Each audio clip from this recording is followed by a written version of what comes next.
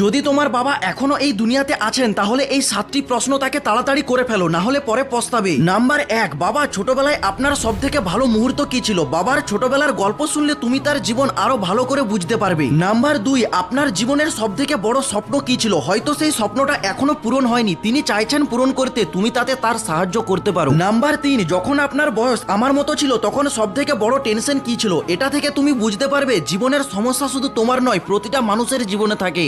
Number 4, যখন আপনি মাকে বিয়ে করেছিলেন তখন আপনার ফিলিংস কেমন ছিল? এটা থেকে তুমি জানতে পারবে ওনার লাভ স্টোরির এক অজানা কাহিনী। নাম্বার 5, আপনার জীবনের সব থেকে বড় সিদ্ধান্ত কি ছিল? এই প্রশ্নটা থেকে তুমি জীবনের একটা বড় শিক্ষা পাবে, যেটা বইয়ের পাতায় লেখা থাকে না। নাম্বার 6, আপনার সব থেকে ভালো বন্ধু কে ছিল আর আজ সে কোথায়? এটা থেকে তুমি বন্ধুত্ব আর পেরিয়ে যাওয়া সময়ের একটা বড় শিক্ষা পাবে। নাম্বার 7, যাওয়ার আগে তোমার বাবাকে নিয়ে কমেন্টে একটা ভালো মেসেজ লিখে যাও, যাতে উনিও বুঝতে পারেন তুমি তাকে কতটা ভালোবাসো।